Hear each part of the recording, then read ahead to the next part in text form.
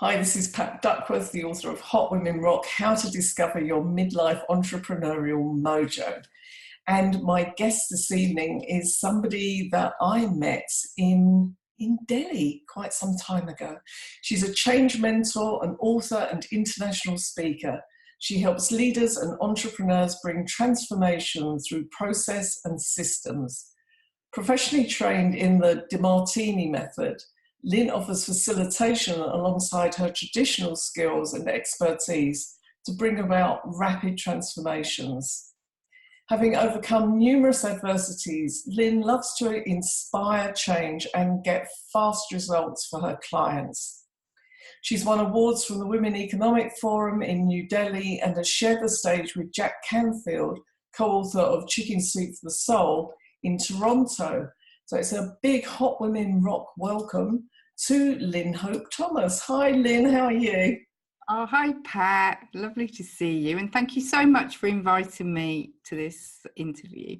Oh well, I know you've got a really interesting story to tell, and this is all about sharing with women that there is more than one way to become an entrepreneur, and there are different entrepreneurial journeys, and we all have challenges and obstacles along the way. Let's start at the beginning, Lynn. What happened when you left school? Did you go off to university or did you get straight out there amongst it? Well, it's funny, I never really knew what I wanted to do or be.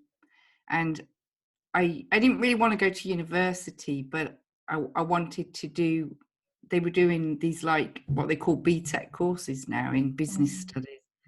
So I did an HND, which everybody told me meant she has no degree. But I never regretted doing it because it was like a vocational course. You did 6 months at college and then 6 months working. Then you went back to college for 6 months. Then you worked for 6 months. When you came out, you'd got work experience. So I very quickly got my first jobs. So then when you'd finished, what happened next? Well, when I finished, I worked in various roles. I started life training to be an accountant, doing figure work, and I worked for various manufacturing companies and helping them do their books. And I was getting more interested in the way that information systems was evolving. It was like things were starting to happen, and and people needed help with those systems. And I thought, I want to learn more about information systems. So I did a master's in business administration, information technology, and it was great fun, and I absolutely loved it. So that got you away from the figures, did it?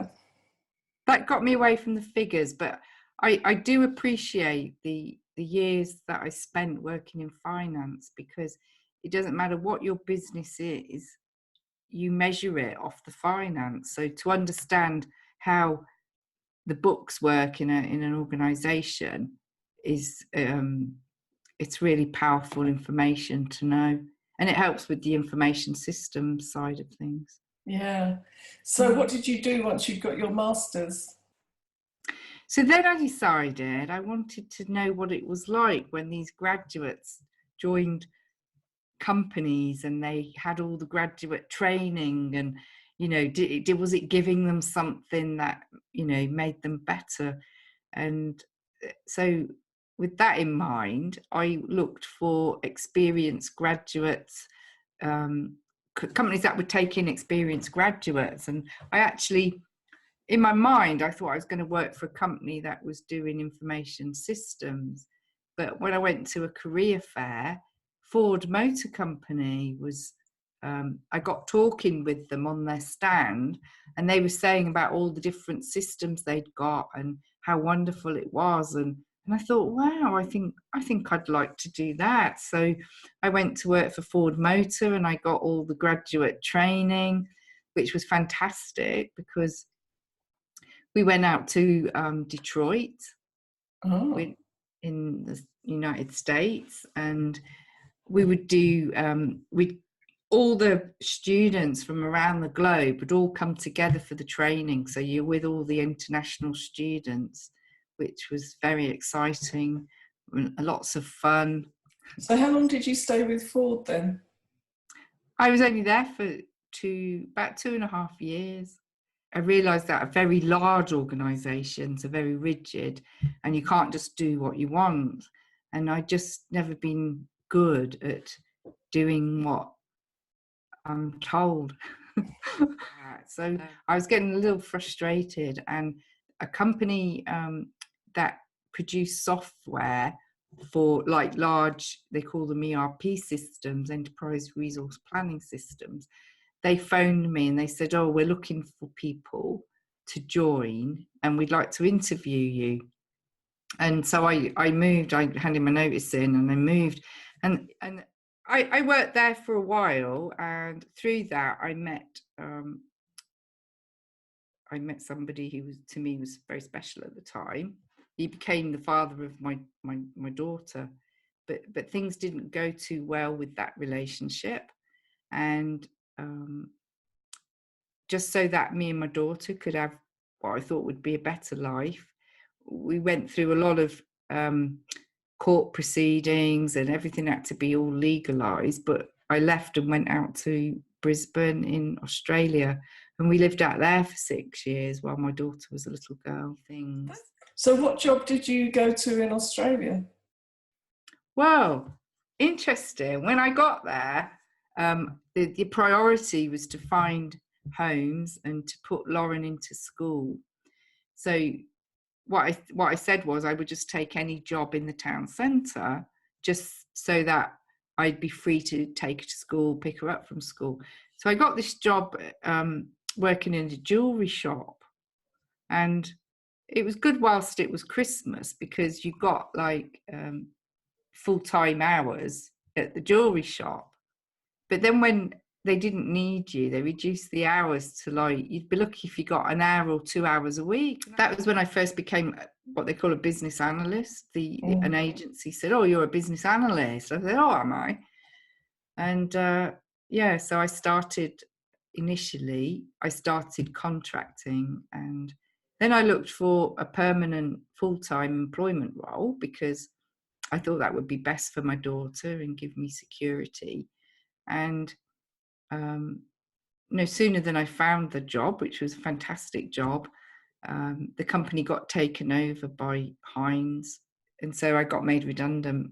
And then following that, I decided I would remain contracting, because in IT there's always takeovers and they outsource IT, so you don't really have job security. I went to see Dr. John DiMartini in Brisbane, and he's like, I don't know whether you know him, but he was featured in The Secret. And I went for a breakthrough experience weekend, and that was a big changing point in my life. And that was kind of the launch of me deciding that I wanted to be more of an entrepreneur and not remain employed ever again by a corporation. That must have been a big breakthrough then. So where are we at? Where are we now? Is this so is that towards the end of your 6 years in Australia, or had you still got some time out there? No, I was there. That was after a couple of years, I think. And I trained as a facilitator in the DiMartini method, and I would go to the main cities in Australia, to Perth, Melbourne, Sydney and Brisbane. So when John came over and he would run his weekends, I would go and help as a facilitator along with other facilitators to help the people who went to those events. And it was a fantastic time. What happened was where I was working in Brisbane, the government put all the IT contractors out into the marketplace, and it flooded the market. So nobody could get work. And I went for 14 months with no work. So I had no income for 14 months. And so that depleted my assets. And I probably I probably would have stayed, but it would have meant that I'd have to move to Sydney to find work, which was very tough because when I moved out, my mum and dad, they to support me, they came with my daughter Lauren, and sometimes we lived together, sometimes we didn't. Eventually, we were like living apart once I'd got more settled. And my mum said she wanted to come back to England. And she just said, I don't care what anyone else is doing, I'm coming back to England. I'd kind of set my business up. I'd got a website, I'd written a book. And it was like, but I haven't done anything with it yet. And we'll go back to England. I can't do anything with it if I go back to England. So, but I knew that because family's high on my values, that I wouldn't have it any other way. That I want my mum and dad to be settled and happy in the latter years of their life. That meant more to me than anything. Yeah. And so we came back. And so did you have a job to come back to, or did you get back here and have to start looking? No, I had to start looking.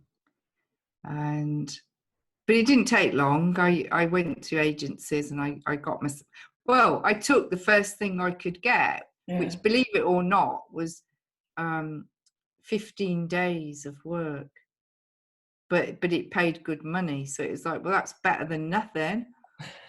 I did whatever I had to do. And I'm very used to that in life.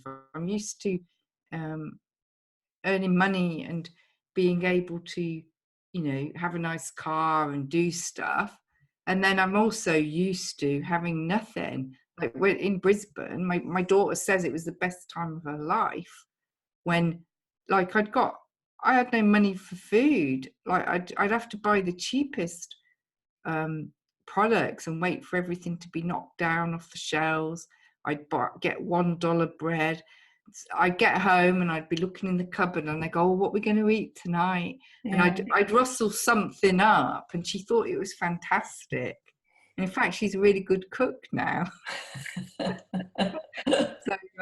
how did it go from there? Well,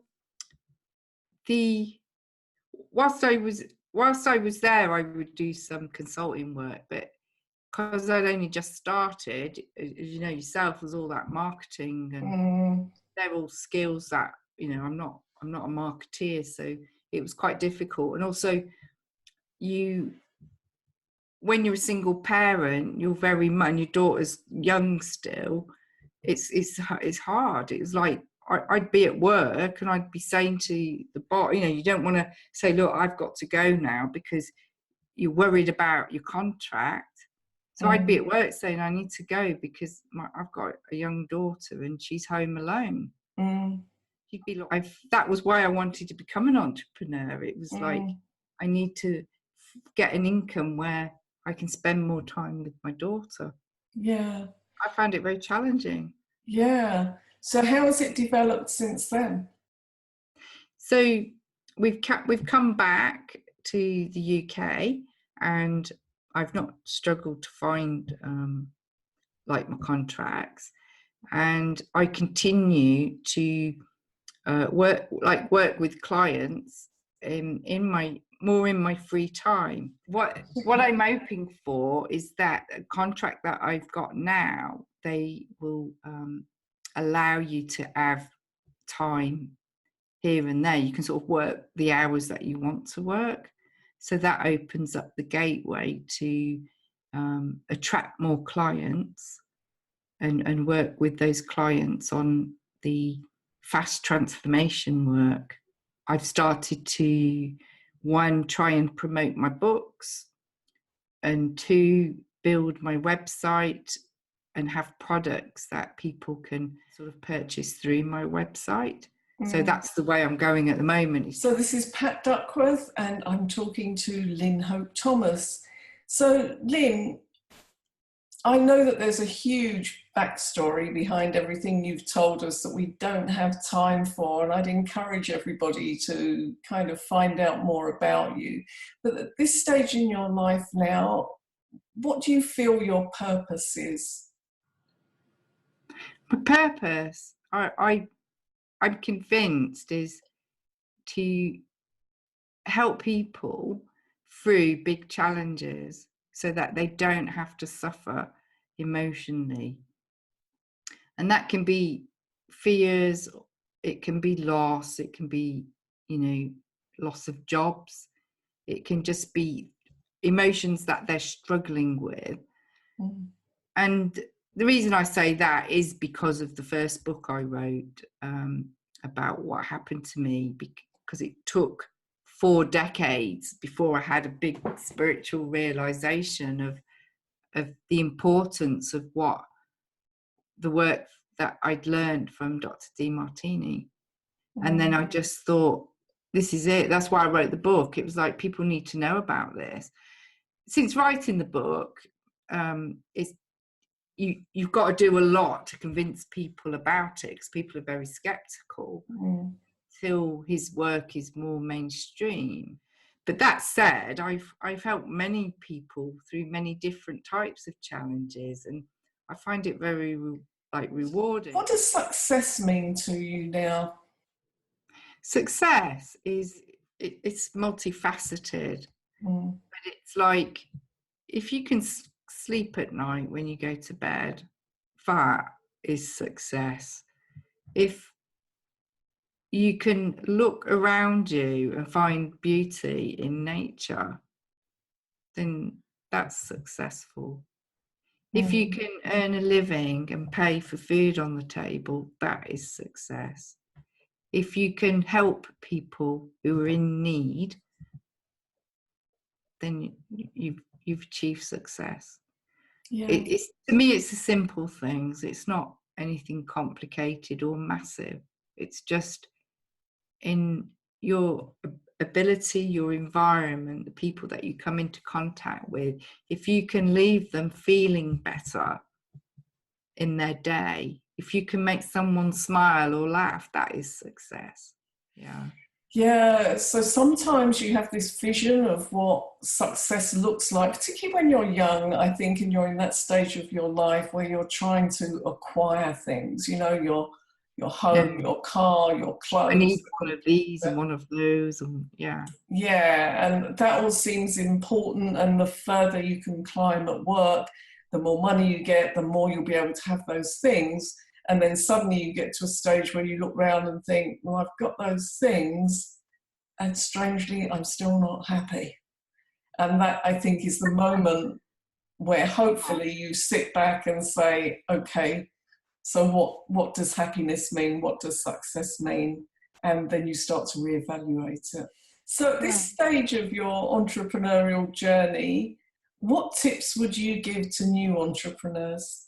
First off, never, ever, ever, ever give up, no matter how tough it gets, because everybody goes through that tough time.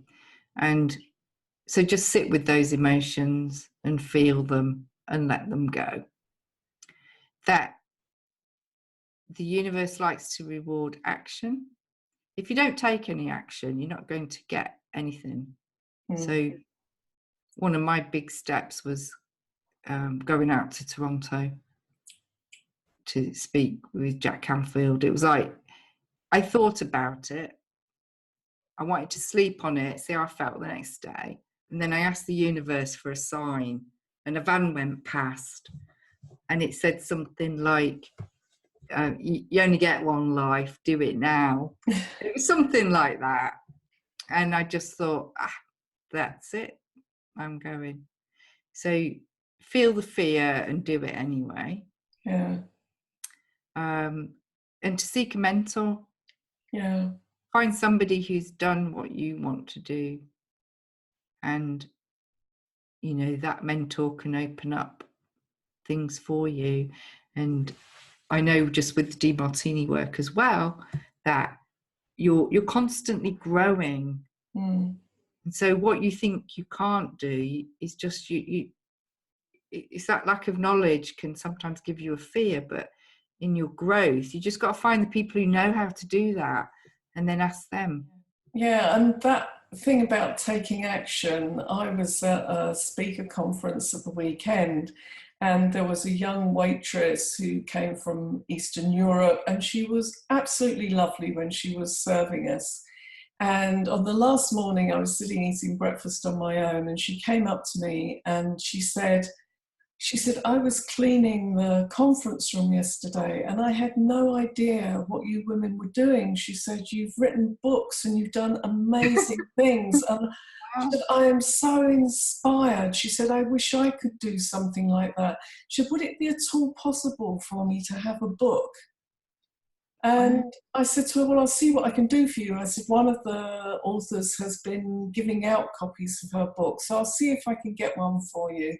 So she said, well, I would love that. She said, I want to do something in the catering world. And so I asked her what her name was. And then when I went back to the room, I was one of the MCs for the event. And at one point on the stage, I told this story.